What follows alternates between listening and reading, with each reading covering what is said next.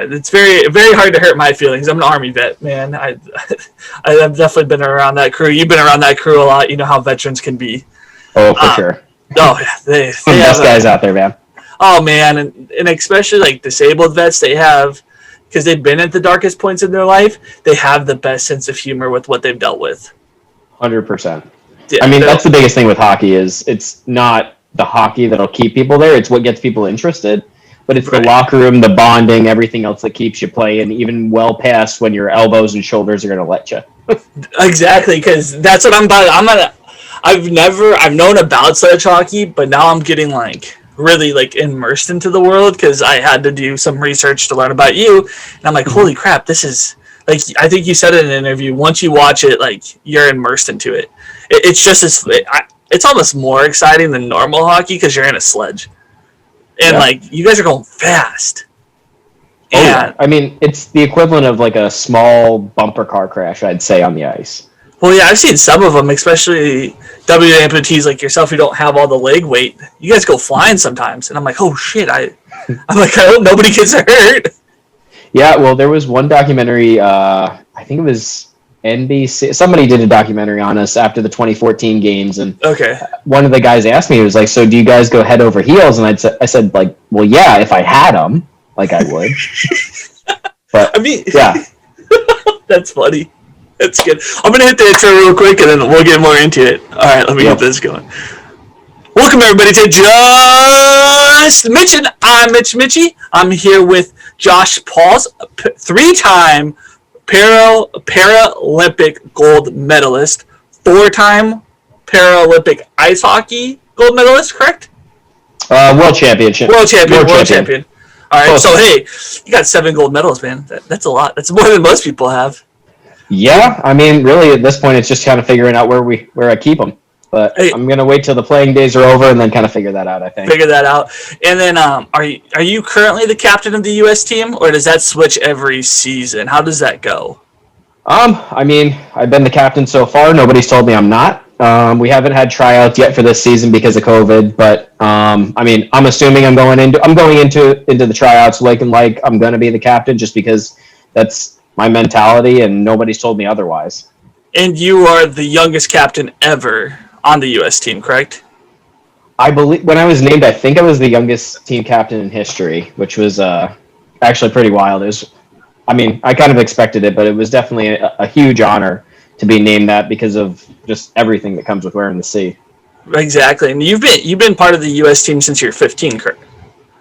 Yeah, parts on and off since I was 15 years old. That's crazy because you're born 92, I'm born 92, so we're the same age, and I couldn't imagine being on that world stage at 15. Like, I was just playing baseball and hoping to I was playing varsity baseball, and I had a pretty good arm, but I was still, I didn't have the maturity to deal with that kind of world. Mm-hmm. How was that for you? Have you always been very mature, very motivated, or was it kind of or were you kind of 15, as most 15-year-olds getting brought into that kind of level where you're a little cocky and you had somebody kind of put you in your place? Yeah, I mean, I think it was a little bit of both. I think, growing up with a disability, for anybody that doesn't know, I was born without a tibia bone, so it's the bigger bone in your shin. So at 10 months old, they had them cut off. By 12 months old, I had a set of legs, so nothing, I really haven't lost any love for not having legs. Actually just got new prosthetics this morning, so I'm kind of like a new man. Well, I don't know, like a third of a new man? I don't know. Anyway, so I think growing up with a disability and having to talk about and articulate, hey, this is what my disability is. It means I'm perfectly fine. I walk a little different. I move around a little different.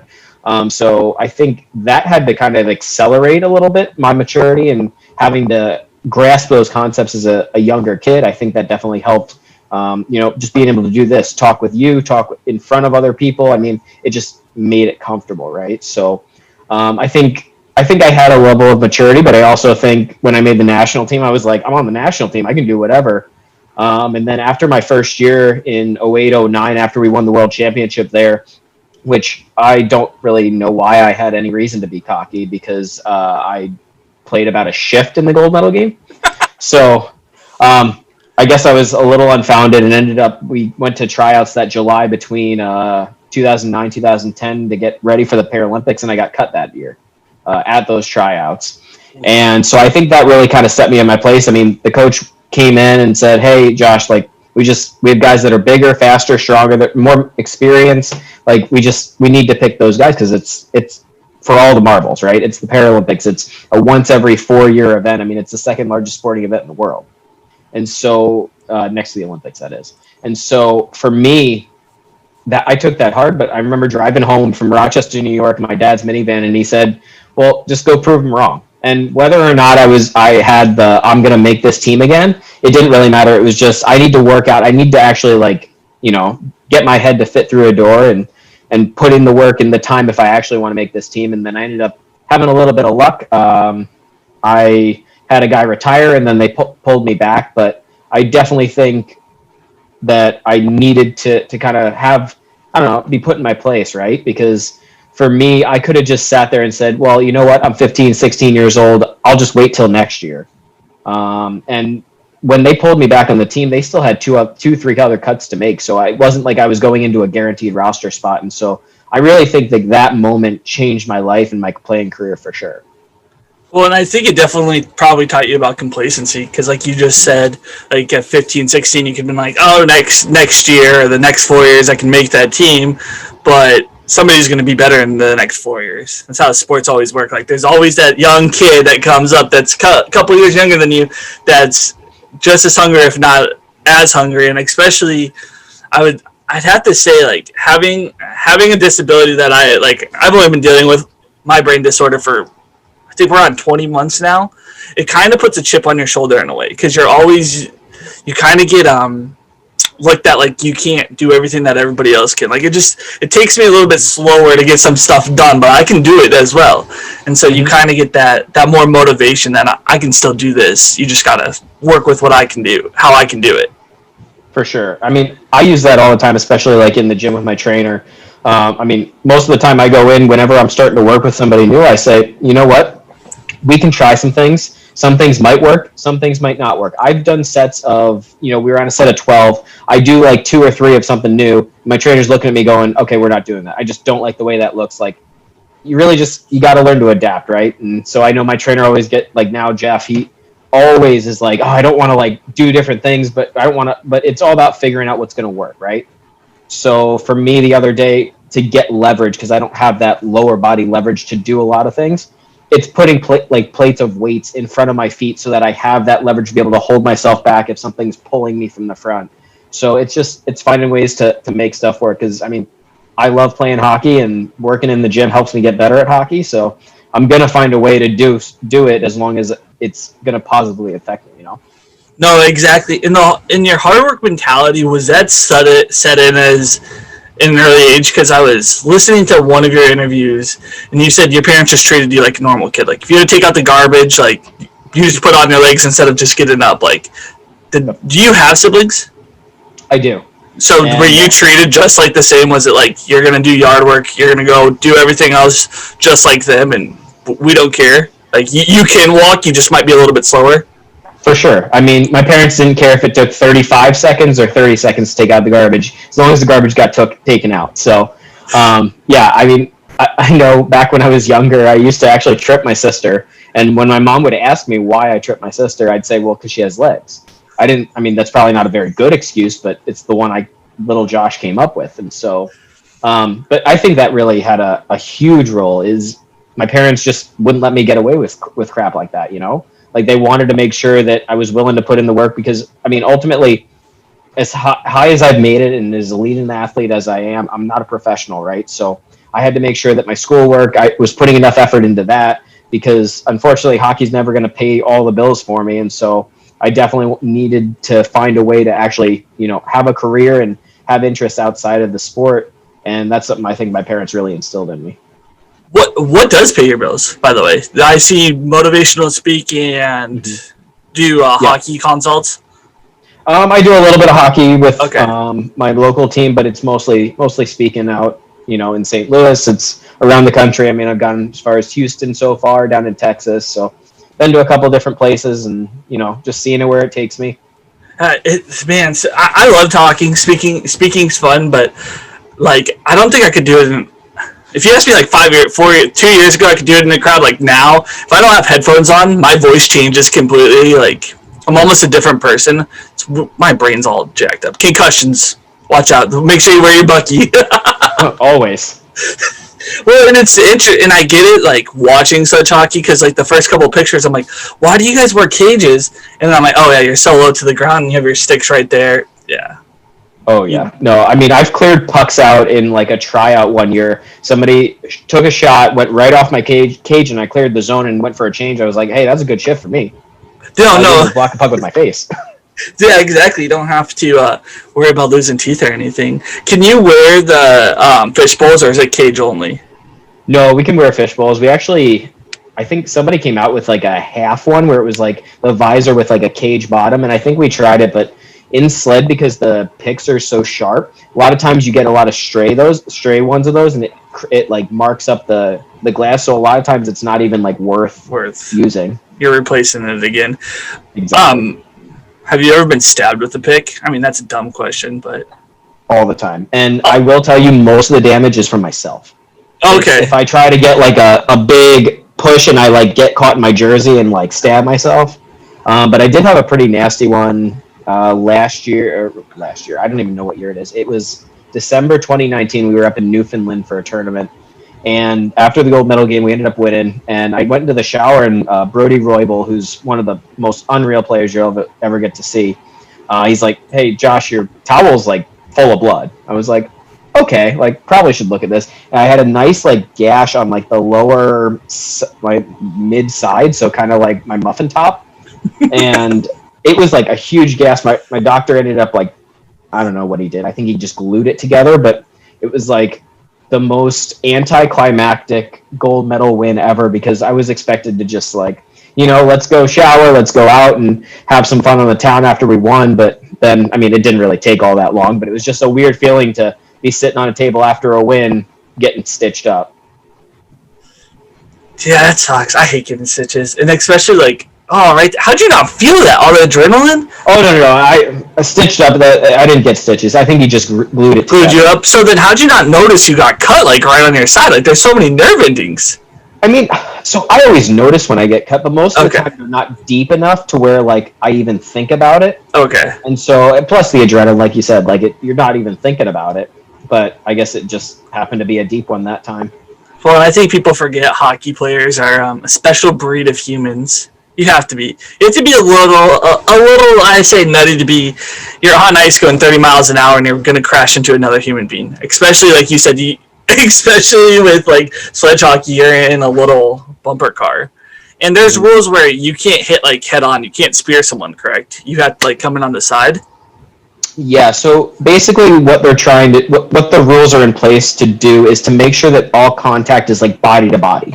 Okay. So like I can head straight at you as long as our shoulders meet, but if like I take my sled and I want to run it into you, that's probably not a good thing, because somebody could break a rib. Like, I mean, they're pieces of aluminum, so if you hit somebody hard enough and they fall on something, it's just not pretty. So well, and especially with single amputees and paraplegics, you can still break a leg, which for sure. Yeah, that's brutal. And I mean, especially for paraplegics, they don't even notice it like till afterwards, which is like extremely scary, because there's so much like bad like stuff can happen like in that time before, like during the game and then after, and then noticing something like that. One of my questions was, do you think you have an advantage over single amputees and paraplegics because you have less weight on your sled, being a double amputee? That's a good question. I think yes, I think I have advantages in certain aspects of the game, and I think they have advantages, right? Okay. So for me, I don't have a lot of length in front of my sled. I don't have a lot of weight there, so I can cut real quick. So most of your double amps you're going to see a lot of times are your offensive players, right? So they're able to go a little faster because we don't have that weight at the end. We can cut quicker, and a lot of times it's easier to see pucks under our sled because we don't have a leg or two there where we can see directly through, because the sled is you just have the plastic. Yep. Yeah.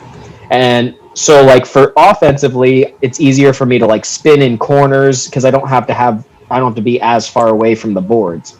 Now, single or double leg or guys with one or two legs, they have the advantage of being able to torque their shot with their foot if they can still use it. They can use it as leverage to be able to use that to kind of plant their sled into the ice and torque their shot that way. A lot of those guys tend to be your better defensemen because they have that sled to be able to move people around. I mean that's probably my biggest weakness. I say as just a defenseman is having to find creative ways to clear people out of the front of the net because I don't have that leg to kind of control where I want them to go or where I want to keep them at least. And is there any rules with with like moving you because you're playing defense now, correct? Mm-hmm. So when you're like in front of the net and having the net battles, is there a rule? There's got to be a rule where they can't grab your sled and move you, correct? No. So any kind of moving that I'm doing to another player is I'm usually getting behind them and kind of pushing them forward. Or actually, it happens a lot when I'm playing for my St. Louis team because most sled players if you play for the national team, you'll play for your local team as well. Okay. And it just happens during club games that I run into a lot of my players. Sometimes it's just how we play. It's just our team. We love it. There's nothing we're going to do about it. But it's fun because when I run into them and I go, oh crap, like the play's going over there, I'll give them a shove and be like, go. And then, I mean, even offensively, sometimes I'll get a shove from behind and it'll actually push me around a defender. So, I mean, you almost got to be careful when you're pushing guys, even if they're not on your team, because you never know when you're actually going to give them a little help.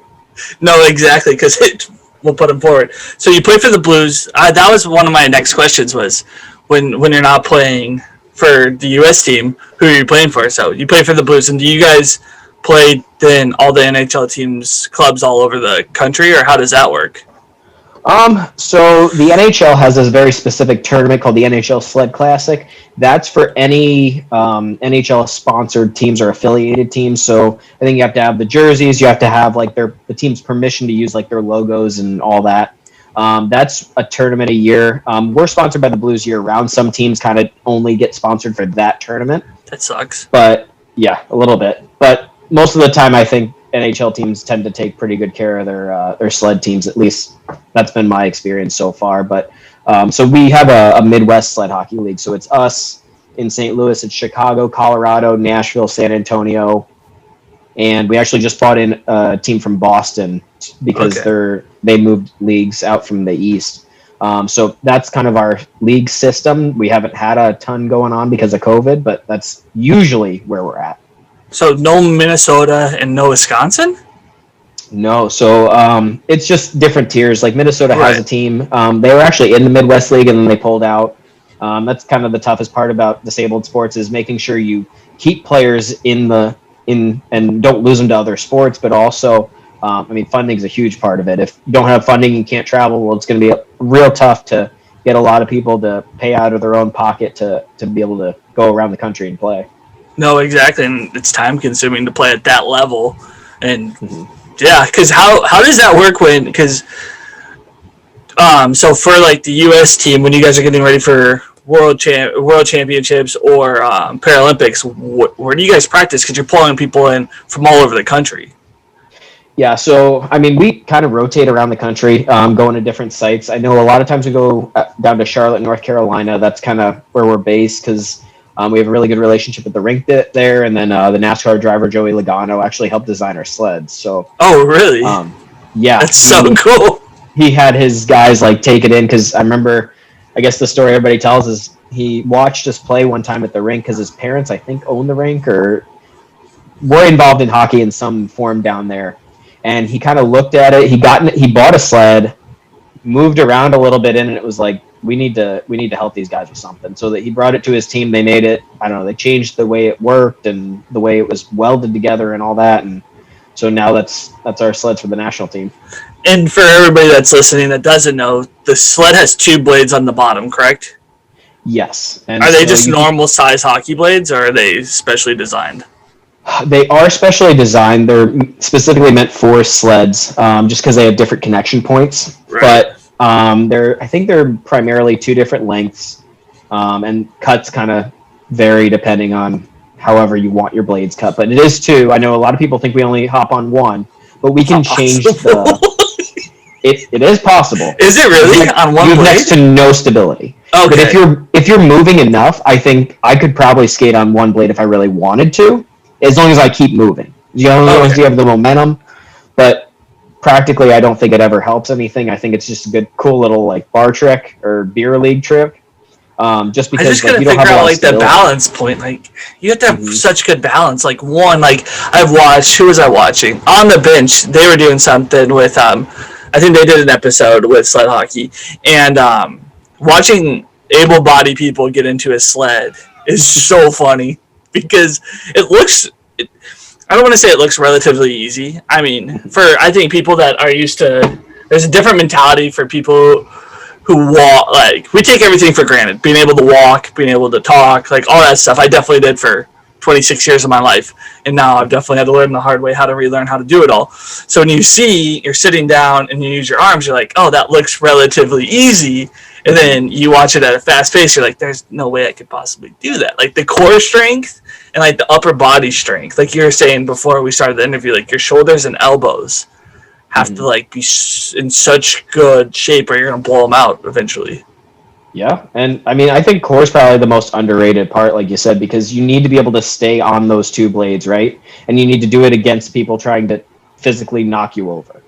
And so, like, I think that's where like blade width comes into play. Some guys like it a little wider. Some guys like their blades a little closer together. Mine are an inch and a half apart, which is kind of wide for the national team. But Okay. it's because my turning radius is good enough to where I get a little bit more out of that extra half an inch of stability rather than I would. It's really just diminishing returns, right? Rather than moving it half an inch, I'm not getting as much turning as I could get stability. So it just basically try and find ways to maximize your potential out there. That's so awesome. I like that so much. Like I like the I'm a big gear guy, like in any kind of sport. Like I like how everything works. My next question is do you use composite or wood sticks? We're back to composite now. I used to use wood. Okay, I was I watching was a that. holdout up until 2018, but now Warrior actually makes one-piece sticks for us, and so like those things they're so light, they're easy to shoot with, like they're just the best sticks. So is Warrior the only company that does single sticks for sledge hockey? Because I would be surprised that every company could get into that. I mean, I'm sure they can, but they haven't yet. Right. I know some of our guys have been talking to some other manufacturers, like just about starting to make them, but we haven't really gotten any traction. Warrior's been the biggest supporter we've had, and I think we're really fortunate to have them just because of the quality. And I know when COVID hit, the big thing was NHL players couldn't get sticks because a lot of them were made in China and a lot of the travel was shut down. But Warrior actually makes their stuff in Mexico, so they were set. They were the one Oh, brand of okay. sticks you could actually get. That's nice.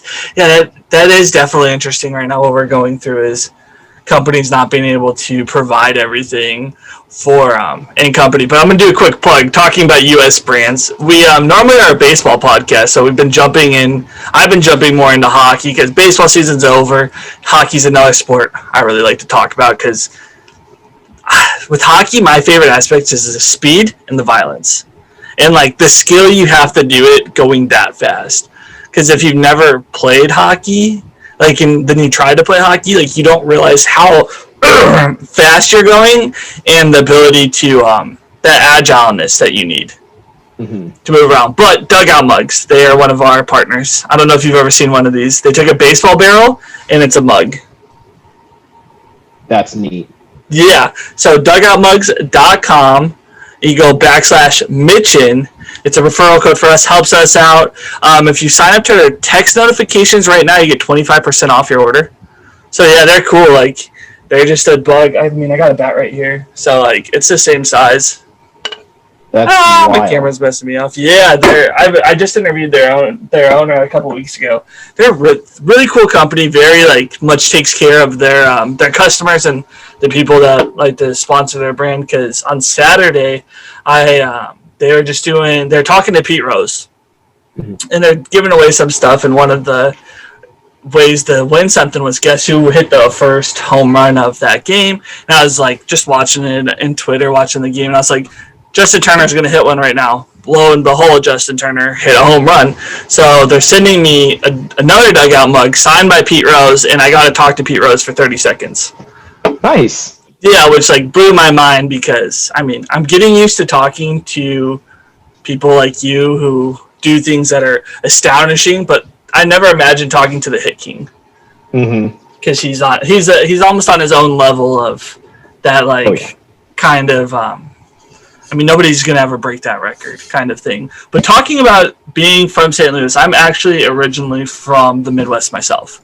We moved out here when I was 10, but I'm from the Chicago area. But I have family in St. Louis. My stepdad's from St. Louis. So are you born and raised in St. Louis? No, I'm from New Jersey. Okay, that makes sense. So my aunt lives in, where does she? Is it Lake Charles or something around there, like the O'Fallon area? She's by a lake. Yeah, so she's out there. And then Lake St. Louis, probably. Yeah, Lake St. Louis. There we go, Lake St. Louis. So she lives in Lake St. Louis. My cousins are born and raised in St. Louis. And then my stepdad, he grew up born and raised in St. Louis, but he's way older than us. He's 68. So he got to go live through like all the cool like baseball stuffs in St. Louis. Yeah. And my one question for you is, where's your favorite place to eat in St. Louis? Oh man. That's not fair. There's too many good places. Fine. Are you Steak and Shake or Culver's? Or Culver's? If I had to pick, I think I'm a Steak and Shake guy.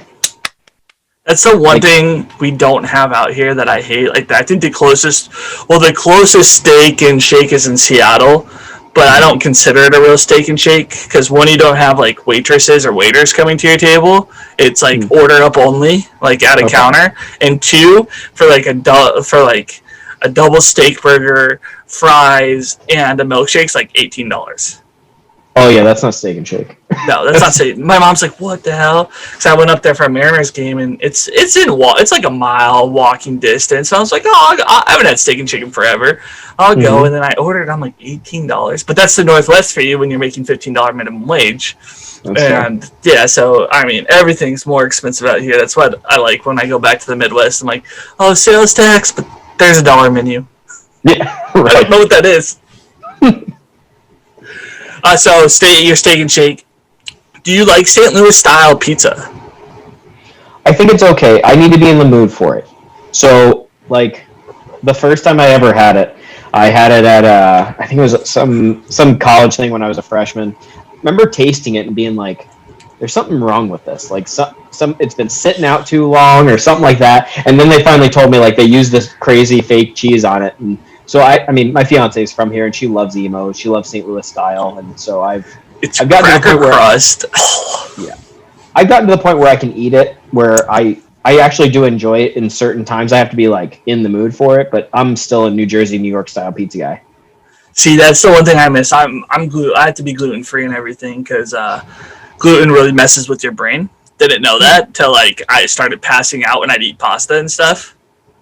Yeah, so now like, and I'm very stubborn, so I went like a year dealing with the disorder and not knowing why I was having so much issues at dinner time from what I was eating, and then like just recently, I think back in June, I was like, I'm just gonna try something, take it completely out, and I've lost like 30 pounds and all this like crazy stuff, which I needed. I got up to 286, biggest I've ever been in my life, down to 260. I think 259 is what I just hit the other day. Which is like, nice. And I can't work out, so that's like the big thing. Is if my adrenaline gets too high, I have freakouts. Like my brain can't handle that, and freakouts for me is like I might throw something, I might hit something, or like it's almost like when your adrenaline gets up and I think everybody's felt that when your adrenaline gets too high and you feel like you can't control everything that's going on. Mm-hmm. That's how it is for me. Just like if I get a little bit physically exhausted. Okay. Yeah, it's a weird thing, but it's even more impressive. You dropped 20 pounds then. They're almost 30. Almost 30, yeah. I can't do math. I'm a hockey player, man. Dude, it's all good. I just really it's just eating like I would when I was playing sports. Just very like breakfast is 2 eggs, a piece of sausage. Lunch is a salad and chicken, or salad and like chicken breast sliced up, something like that, and then dinner is. I don't know, dinner's whatever. My mom, I live at home. Whatever my mom like puts together, I put together. And then Tuesdays is my favorite because chicken wings are gluten free. So we go to Buffalo. Because buy one get one free. I'm all about that. Oh yeah. Yeah. So going back because never really talked to somebody who has prosthetics. Can you set your height at any height you want to be? Yes. And where do you stand at? I'm at 5'9", so that's Okay. about how tall I would be if I did have legs. Because the thing is, like, I guess only bilateral amputees get the chance to do that, because I didn't even think, if you actually have a leg, you have to match that other leg. Right. But I never got too tall just because it would throw off your balance. Because it would depending on the foot size and the height, it changes how you walk and something like that. I don't know. I let my prosthetic people tell me what to do, and I just go use the dang thing. Go with it. And then how often do you get a new prosthetics? And do you have like different prosthetics to go? Like when you're working out, do you wear the same ones or do you have different ones? Do you have a pair of blades to run with? I don't. I've been looking actually to getting into running, so that's something that might be in the future. Probably not the near future because it's been pretty rainy and cold and miserable here, so I'm not running out in that. I play enough hockey. But for I just have one pair of legs. I work out in the same ones. But I actually have my prosthetics are direct suction. So they're suctioned onto my femur, which is my thigh. Okay. They're suctioned all around that, but it's direct skin on prosthetic contact. And for me, that gives me the best feel to it, because the closer you can get to everything being one, the easier it is to walk. Just like being in a sled. Our buckets, the seats we sit in, are actually custom molded to us, so that when we turn, everything moves rather than I shift and then I turn. It's all just seamless, and you want your prosthetics to be the same kind of way. So you don't wear do you wear the mold or the rubber thing you see some people put on the liner? No, I don't. Yeah, okay. So I used to have blisters. It's just another. No, you're good. It's just another suspension system. Okay. So for most people, it's easier for them to pull that on and protect their skin a little bit. But since I've been an amputee for so long, and the big thing a lot with amputees is being able to weight bear at the end of their residual limb or nub or whatever you want to call it. I mean, I've got 20 different names for it that I probably call it every day. So for me, I can weight bear on the end of my thigh. So most amputees can't just go running around. I can only run around on I say run. I mean, I'm 3 feet tall running around with a huge upper body, right? It's the weirdest thing to watch. But I just visualized it because you have a huge upper body because you have to for the sport you play. Oh, it's great. I mean, I've scared people in Halloween. I've crawled around with, my legs flying off somewhere else. You have to have fun with it, right? I mean, I'm stuck with it. No matter how many people tell me that Jesus is going to regrow my legs, probably not going to regrow my legs. So I'm going to have some fun with it while I got it. Exactly. So. You have to. That's the mentality you have to have. That's the thing. And I even because I hate when people say I'm disabled. Does that bug you? When people go say I like to say I have a disability, but I'm completely abled. Yeah, I think for me, disabled to me is just a negative word, because I think anybody with a disability can do whatever they want.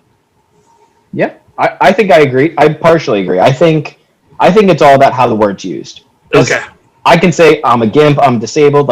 I can, whatever I say, that's kind of what I am that day. Yeah. It really all depends, but I really think it's about how it's used and just the way it's used, I guess. Yeah, I don't want somebody to say oh, well, he's disabled. No, hey, he has a disability. Let's wait 2 more minutes while he ties his shoe, or he has to put his leg on or something. To me, that's just saying it how it is. But if somebody's going to be oh, he's disabled, okay, well, maybe I'm Josh, first of all. That's usually my go-to is if somebody's whoa, what's wrong with your legs? I'd be hi, I'm Josh. Nice to meet you. These are my legs. No, exactly, because my mom, and it was the first time she's ever done it. We were at Target. Was it last Monday? And I was just I was having a day, and when I get going, I was walking through the area. We walked into Home Depot, and I just went, suck it. I don't know why that came to my mind, but it just happened. And everybody looked at me, and then we're walking through, and I'm doing basically the hump motion. I'm ugh. And I don't know why. I'm fuck this, fuck that. And this lady looks at me, and my mom goes, you want to take a picture? he can't control it. He's just like, he has a brain disorder. Like, you can go away. Like, if you want to laugh with us, that's fine because it's hilarious. But like, if you're gonna stare, like don't. If you're gonna stare, participate. Yeah, exactly. And that's the one that like popped in my head was, does it bug you? Because anytime you walk into a room, for the most part, people, they look at you because, I mean, you've got prosthetic legs. At this point in your life, are you like, whatever? Oh yeah, I mean, I think it. I mean, it depends. Do you wear pants? So when I was working right after college, I had a job at a finance company, and I used to say, because we had such a lax dress code, right? I could wear shorts in the office. It was really, if you're going out seeing clients, put some like pants and a button up. But if you're not going to see clients, I don't care what you wear. Like a t-shirt and shorts be great. So I remember like talking to my boss and being like, yeah, Melissa, this is fantastic. I don't even have to wear pants to work. She's like, you may want to be careful how you phrase that. So I wear pants when I have to. Most of the time it's shorts though. Because to me, like, it's just, this is another part of me, right? And actually my fiance and I just had some engagement pictures done, and she was like, well, do you want to wear shorts or do you want to wear pants? I'm like, there are some times where I want to just look just, I don't want to say normal because I don't want to be normal. Where I just look like where I just got some pants and that's just how it looks. And then there are other days, and most of the time I'd say, where I want to show off, right? I mean, insurance paid for these $100,000 legs. I'm going to show them off, right? 100,000? Just about. Jeez, oh, please. So you got me taken because it blew my mind. I mean, it makes sense because I know how expensive medical stuff is. Because I want to get a guide dog, like a therapeutic dog. Do you know how much those go for? No. 38,000 for like. Sorry, that's probably loud in your ear. For like one that's like professionally trained for like what I need. Like I could go get a dog that's like side, like that their dad and mom were both guide dogs and like all that kind of stuff. And like I could raise it my own way. I don't have the patience for that.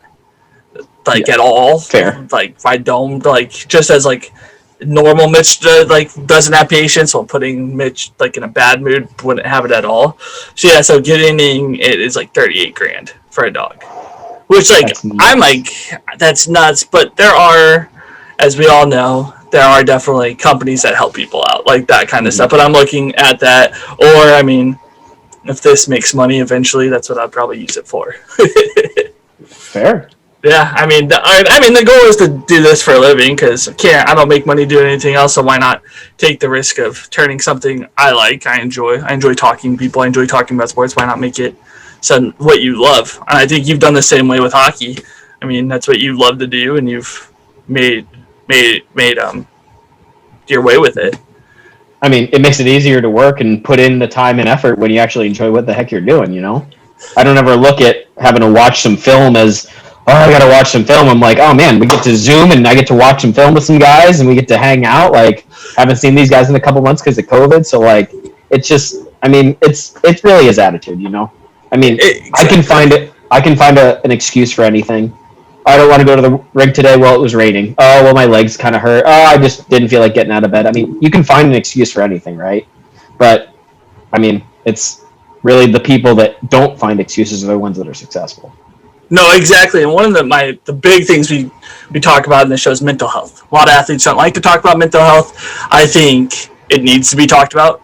And you've probably dealt with your own shared mental health and your own challenges.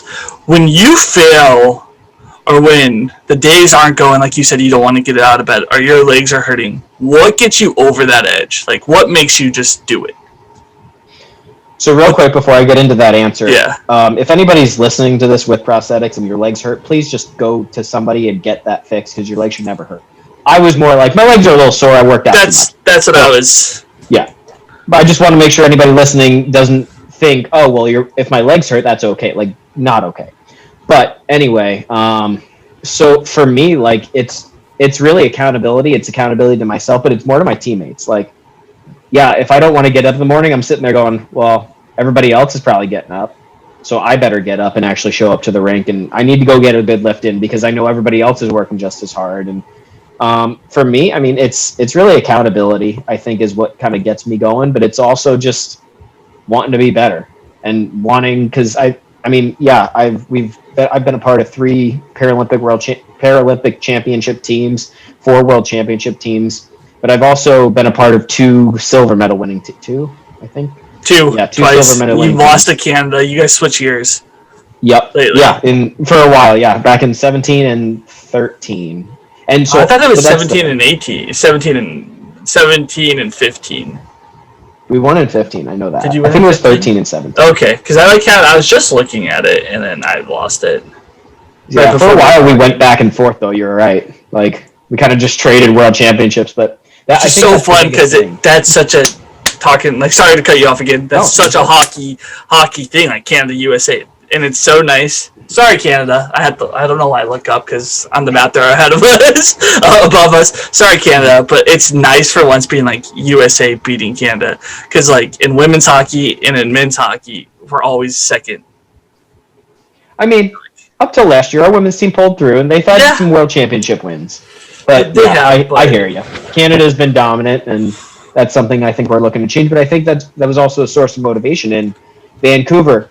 We get to see the U.S. team and Zach Parise from my New Jersey Devils. Well, he was from my New Jersey Devils, and I say mine like I own the team. No, I always say that. I'm a Packer fan. It's my team. Packers I'm a Cowboy fan. different. Not going great. No, we can talk about that. That's brutal. Ooh. Sure, yeah, not great. But anyway, like with that, like it's just I watched him score that goal. I remember where I was, and I remember Crosby scoring that goal, and then being like, well, I guess it's up to us to win the U.S. a gold medal. And same thing in 14, and then 18, the women's team pulled it out, and men's team had a pretty good showing for what they had. And so for me, like it's not really a fear of failure because. I mean, failure is all relative, and I think I have a pretty good relationship with it. But it's more about knowing what that feels like to lose and just never wanting to feel that again. Because I think I do a lot better. I don't know if I want to say, like, I scare myself into it, but I'm like, well, yeah, but we don't want to lose. Like, yeah, winning's great. It's an unreal feeling. It's the best feeling you're ever going to have. But losing is just even worse. Like, just as good as winning is, bad is that bad, but even worse. Like it's almost a fear I think I have to kind of scare myself into working a little bit harder. See, I was always the opposite. Like I was for most of my life I've been afraid to succeed because of that same fear of failure. Like, well, if I try and I fail, that's awful, and I don't want to have that feeling. And so if I just don't try, then you're never going to fail. Yeah, you're never gonna fail. That was always my excuse. And now, like going into what I'm doing with the podcast and Twitch and everything that my hands are into in the last 6 months, it's like one of my favorite things is Dugout Mugs, of course, has it. Swing for the fences. Just go for broke. Like if you fail, you fail. So what? You get up and you do it again. Like you learn from the process. And like, what do we have to like? How people have to look at it is you have to go in with things with nothing to lose. Like you just go for it. And some people have things to lose, but who cares? Like at the end of the day, perspective is everything, right? Exactly.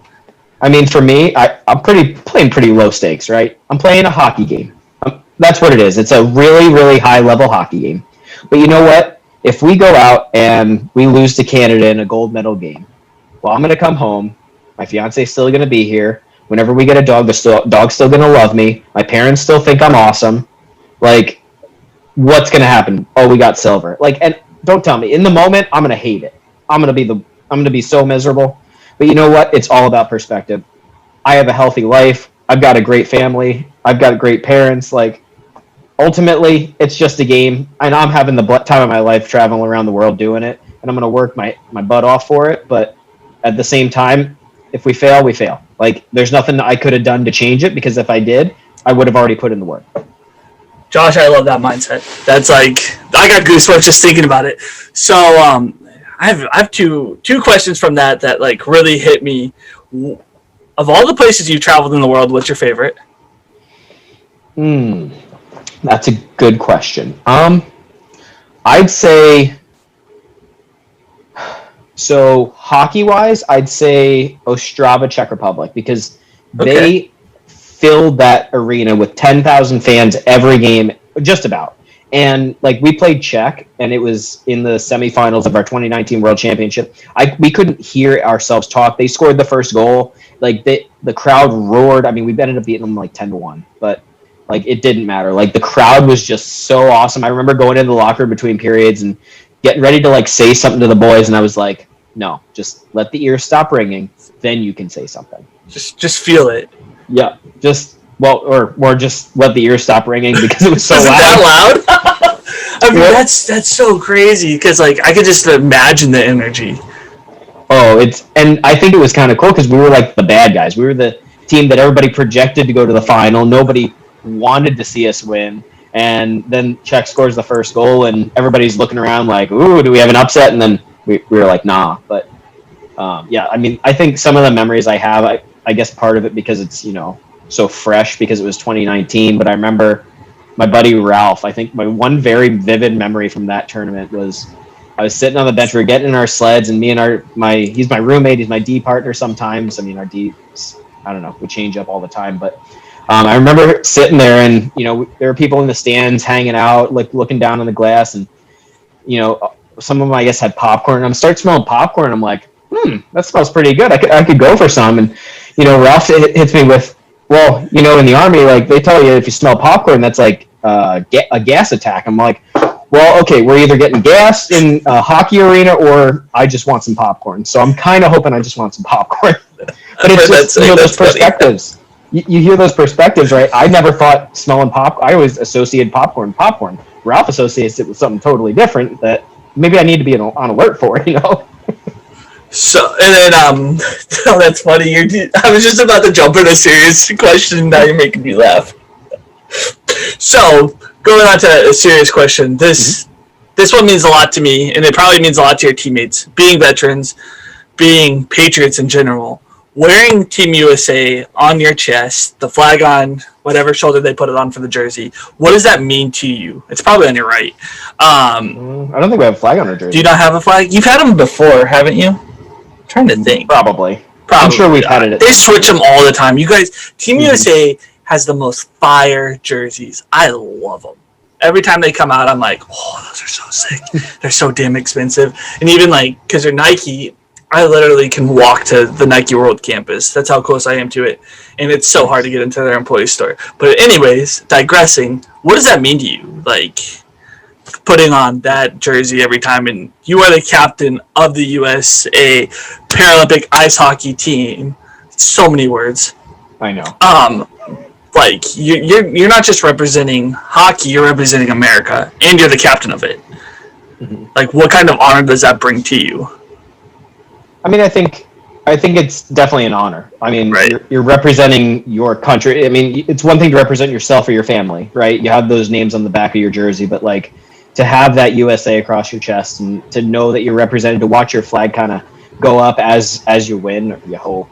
I mean, it's an unreal feeling. I mean, it's a tremendous amount of, I think, respect for the country that you have. But for me, I mean, being captain it's an honor. It's a lot of responsibility, but it's something that, if I wasn't ready for it or I couldn't handle it, I don't think they would have named me captain. And I think that really is just, you want to make sure you represent yourself the best you can, because, I ended up writing a book, and it's about to come out, right? It's already coming. Is it out? Oh, I was looking at your website and it said coming out soon. Oh, well, maybe I need to change that. But so yeah, no, that's out. And but I think one of the biggest things that I took away from it for myself was the fact that, like, as a leader, you never know when you're getting judged or you're getting idolized, you're getting, analyzed on your leadership. And so I think you just have to assume, you just always have to be ready to be a good example. And I think that's something that's tough to do. It's not something that everybody wants to do. It's probably not something I want to do all the time, but I've had so many great coaches and leaders, like, Jeff Sauer, who used to coach at the University of Wisconsin and who I had a great relationship with, and Andy Yohe, who was my first team captain when I made the team. Like, those guys kind of just show you the way, and then you want to make sure that you're able to take what they've helped build, but also make it better and leave it on for the next generation. Because as much as I'd love to tell you I'm going to be playing for another like 10, 15 years, I just don't think that's going to happen. You never know, man. You never know. Yeah, and I think especially with your teammates, like to them being some of them. I mean, how many of them are combat veterans? I think we're about half. Half, yeah. That's what I Half the was team. reading about. Like to them, that flag means so much more than just a flag. Like it has to be so cool to be able to. Well, you don't stand, but be there for the national anthem with those kind of guys who. I mean, some of them have buried their best friends with that. I mean, I sure have. So I definitely. Well, I buried only one, but I definitely know what that flag means, and that's such a cool thing. A cool experience if you think about it. Just, I think, as tragic as some of the stories are, I think sled hockey, I think me personally, and selfishly as this might sound, I think we're better off for it. The U.S. as a whole is better for those guys coming back and finding the sport, because we definitely don't win 3 gold medals in a row at the Paralympics without those guys. I mean, they've done so much for our country. They've sacrificed. They've, like you said, had to bury friends and family. Like it's something that, you don't always expect to kind of run into, but I think everybody's better for it. But also, like I said earlier, it's all about perspective, right? When you've lost some friends on the battlefield, it's a lot easier to lose a hockey game and have a good attitude to say, well, we'll just get them next time, because there is a next time. Like we don't have those high stakes stuff that some of those guys had to deal with when they were overseas. Well, and like the competitiveness that those guys have is amazing, and also the warped sense of humor. You have to love it. You have to get used to it. It's definitely something, if you're not been around it, I can see where people have an issue swallowing some of the jokes sometimes. I mean, my dad was in, my mom was in, my brother was in, I was in.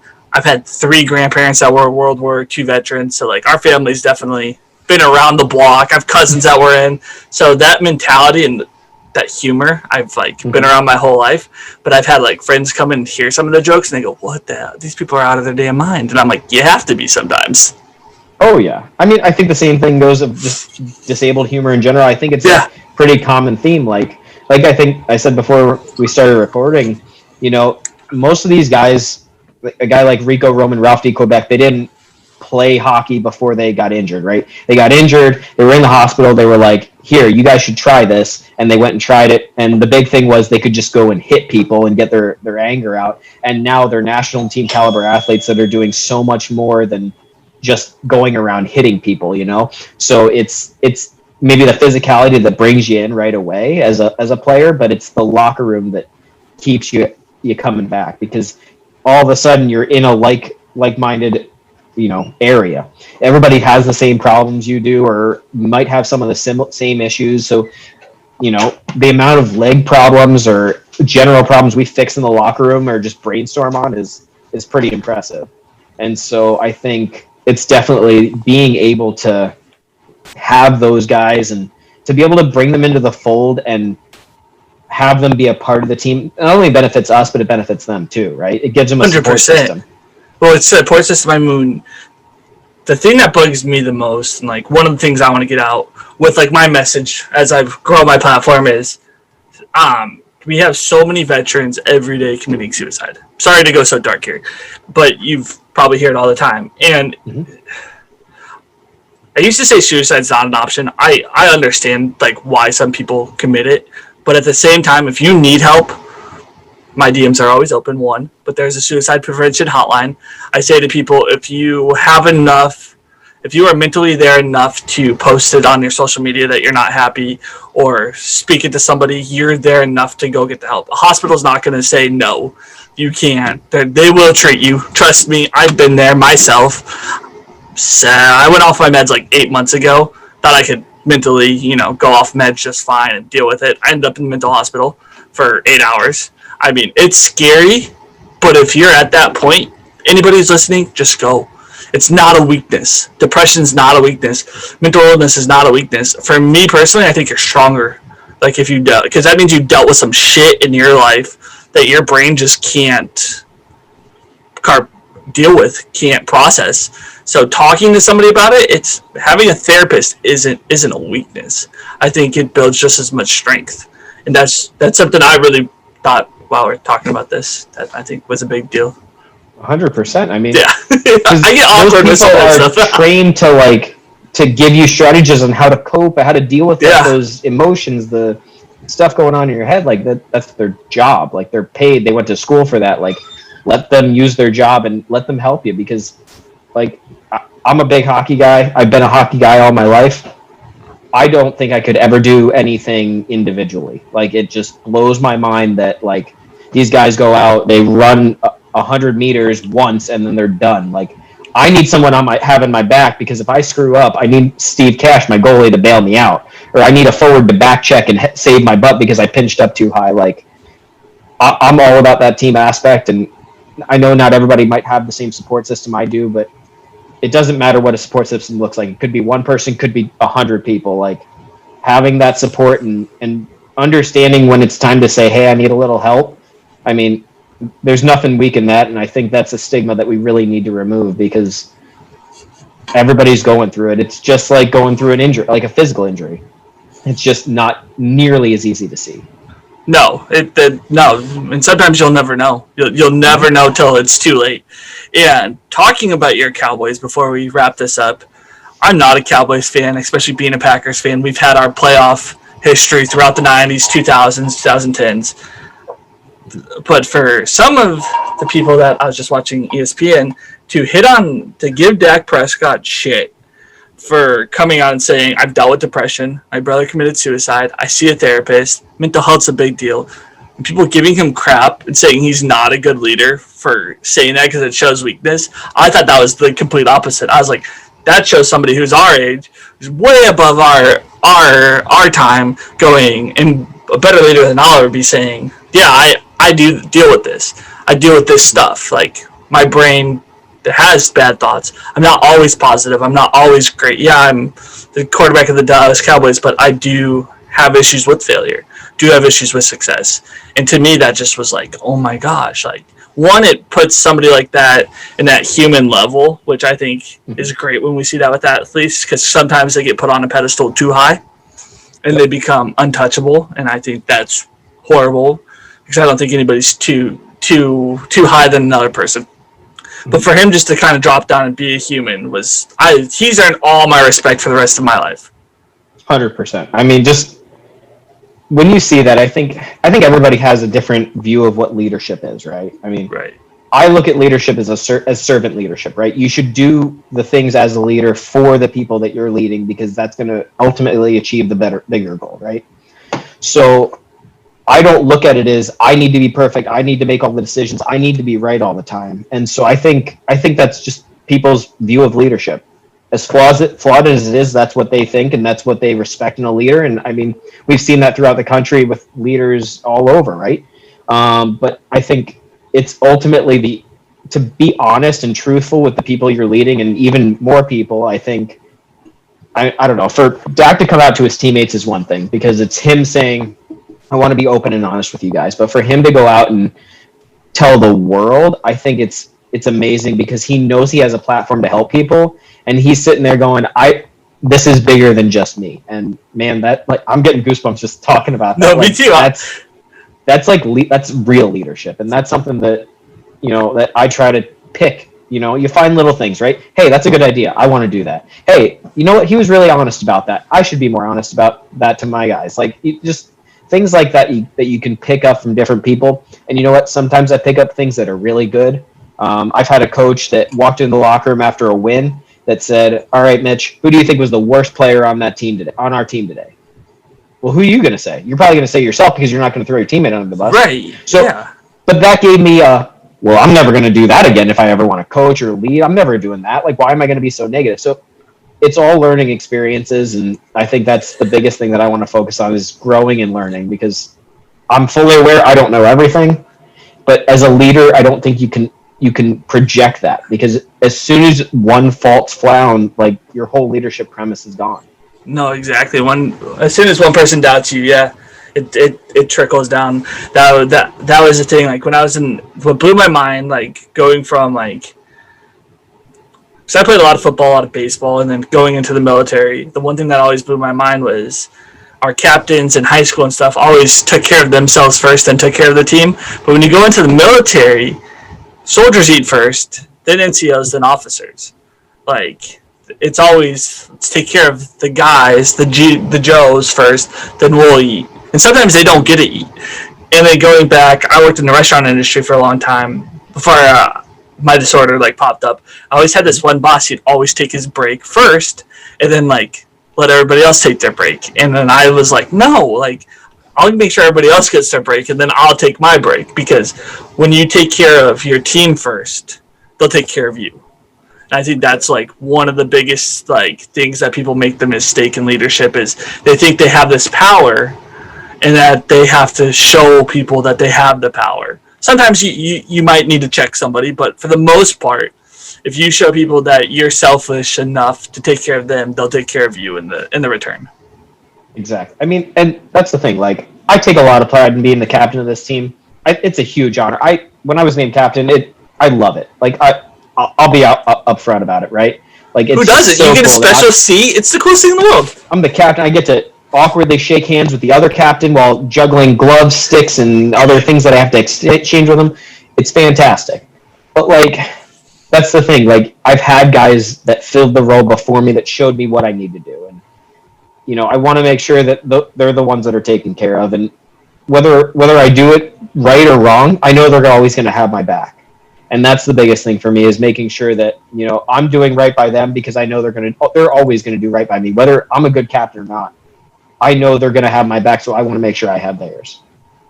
That's true leadership right there, sir.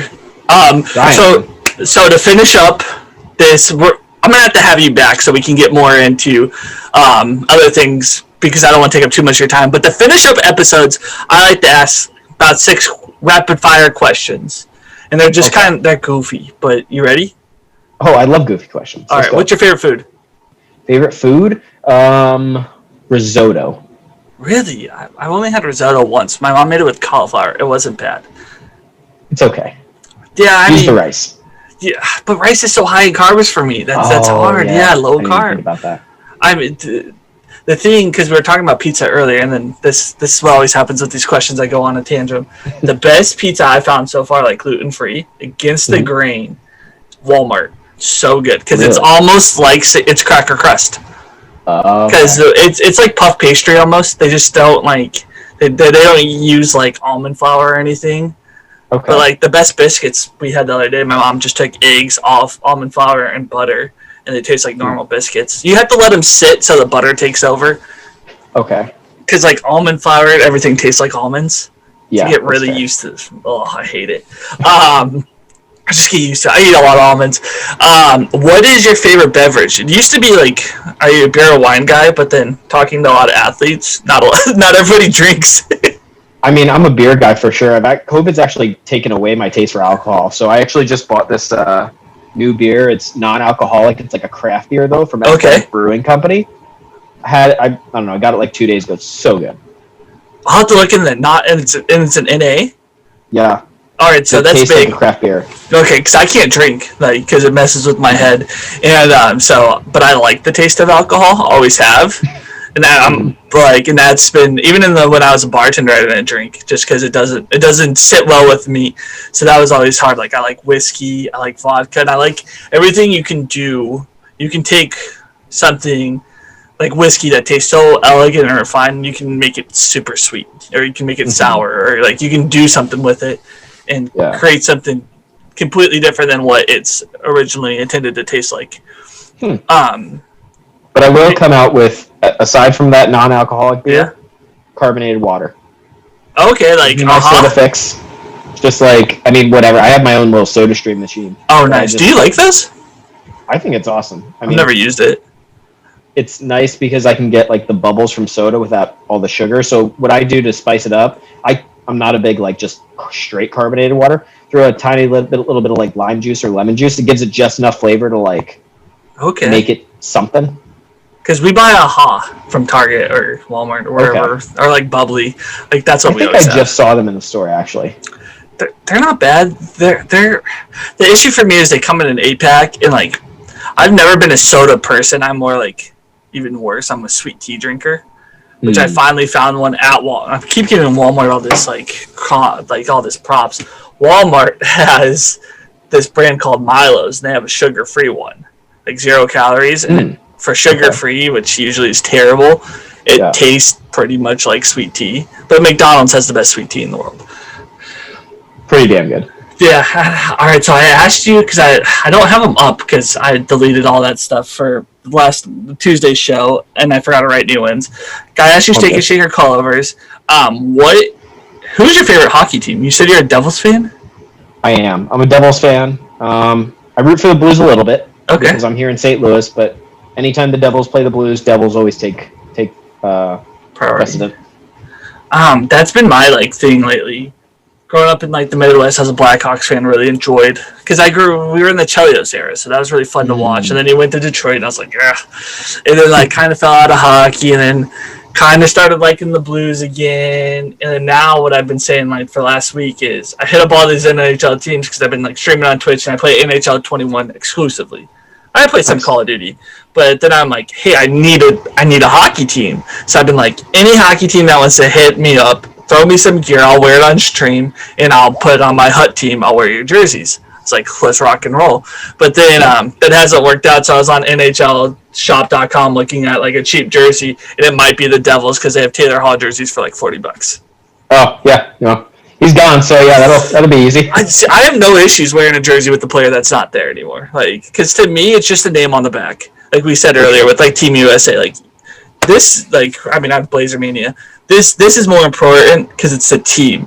I'm a player person too. I'm a huge Brett Favre fan and all that kind of thing. But at the end of the day, I'm rooting for the team. I'm not rooting for the player.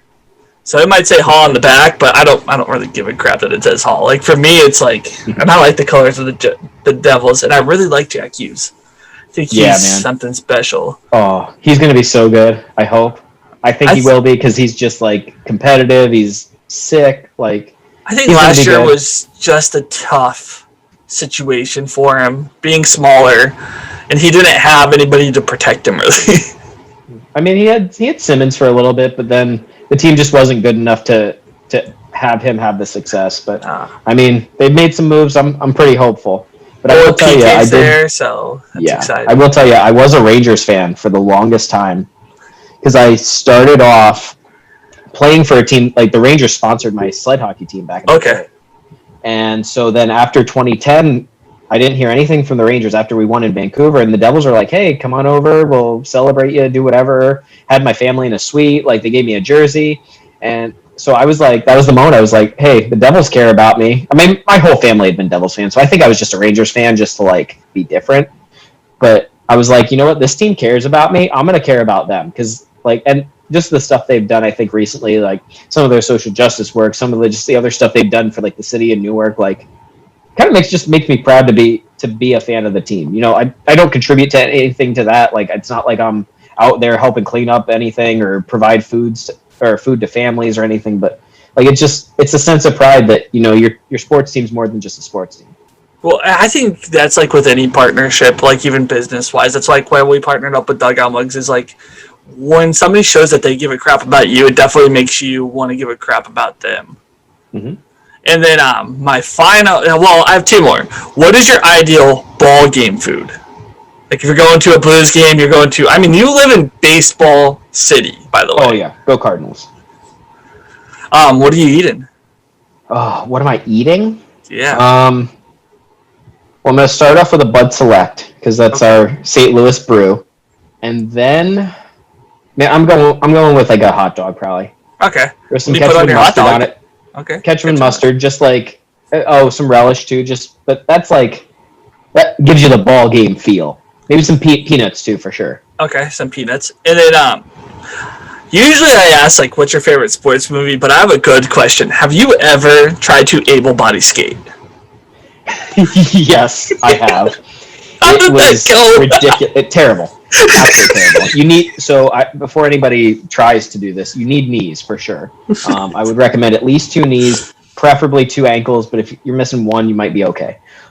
So what I did was I threw on all my gear, but I only have shoulder pads, elbow pads. I don't have anything for my lower body. I just sit in the sled. So I was working a summer camp. I was not running it. So they gave me some like loaner like hockey pants that were like 3 sizes too big. So I had like shin guards taped onto my like prosthetics. I put some rental skates on, and I had one of these little like the little like plastic things little kids use to like skate. So like I had one of those, but that's meant for like a 5-year-old. So I was like bent over trying to like skate, and it was just more to say like I skated, like just to say I did it once. But yeah, it was awful. It was the hardest part was making sure my legs didn't like split out from under me. I didn't. I didn't fall, but yeah, I thought there was a video up somewhere on YouTube, but I don't know. I haven't been able to find it recently, but it was so fun. But I love that you had the balls and like didn't give a shit to just try it, because so many people would be so self-conscious and so worried, and you're like, fuck it. I like your attitude towards everything. Josh, you're my friend now. I mean, what do I have to lose? Exactly. Everybody's like, oh, well, he's not going to be able to skate on 2 prosthetic legs, so if I can, whoa, crazy. If I don't, sorry, guys, I'm missing both legs. I'm just going to stick to sled. Like, you know? And, I mean, everybody else had fun watching, and I'm sure the kids loved it. Oh, yeah. Oh, like, everybody was loving it.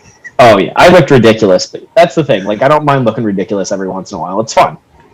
You got to have fun with life. Anyways, Josh, the floor is yours. Anything you have to promote, your book or anything, this is your time. Well, yeah. I mean, I did write a book. It's called Lessons Learned: My Journey to the Podium. Kind of encapsulates my life from kind of growing up without legs all the way through 2018 and the gold medal game we won in overtime there. Talks a little bit about just the lessons I've learned over the course of playing hockey, living my life with a disability, and you can get that. I'll throw a swipe up here soon on my Instagram. On all my social media, I'm at SpudsUSA27 because they nicknamed me. I forgot to ask that. Head. It's Spudsy, right? Yeah, we can talk on the next episode I hop on. All right. But, yeah, so that's kind of what I'm promoting. If you guys own a business or work at a school or are looking for a speaker, obviously I am a paid speaker. I'm probably not going to do it for free, but if you guys do have an opportunity, I'd love to come talk to any kind of group. I've talked to, professionals, business conferences. I've talked at schools. I mean, I can talk about disability awareness. I can talk about advocacy for people with disabilities, just leadership in general. I mean, I've got a lot of different topics. Some of them are on my website. I'm also running around with a couple of other speakers. So it's finding ways to help people, man. That's really what I'm about. And with the holidays coming up, I'm sure I'll have a book deal here soon for people to buy them. So I want to help people as best I can, especially in COVID. I know it's been tough, like we talked about, mentally. Everybody goes through some rough patches. I had a little bit of a rough bout with this kind of COVID crap going on a little long and kind of getting lost in my own head. But that's the thing. Like, everybody finds a way to work around it. Everybody has a different way of dealing with it. And it's just something that we got to do, No, exactly. Sorry, my eyes got foggy. Good. Dude, you've been absolutely awesome. It's been a blast to talk to you. I've had so much fun. But everybody, I'm going to get the hell out of here. Josh is going to get the hell out of here and let me play the song. Fuck this shit, I'm out. Fuck this shit, I'm out. No thanks.